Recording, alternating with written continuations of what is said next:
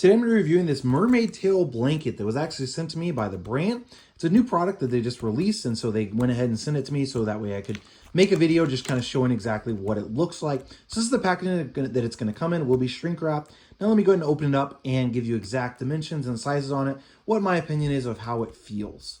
So once you get it open up, this is what it's going to look like inside. So it does have a variation of color.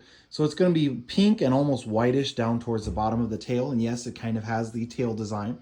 And then as you go up the scales on it, as you work your way up, it's going to get darker, darker, darker. And then at the top here, it's going to actually be like a purple-ish color. Now, this is a blanket, so it is going to be like a fleece throw in thickness. So not something that's going to be super thick. However, it is an enclosed like tube almost. So the kids would probably wear it like as a like a mermaid tail would be as they kind of slide down inside of it. Let me just go ahead and show you exactly what that's going to look like. So I got my 12-year-old daughter just kind of modeling this here for me. And so here's what exactly the main issue with this is just that it's going to be really, really tight as you kind of go up the legs.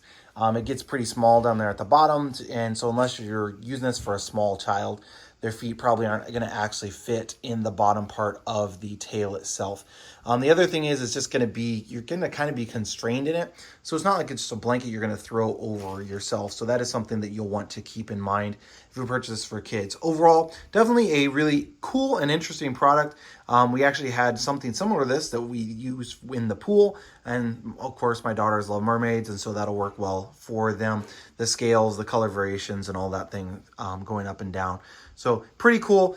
Again, the one main downside to it would just be the fact that it's not an open blanket, but the fact that it's a tail is a pretty cool option for it.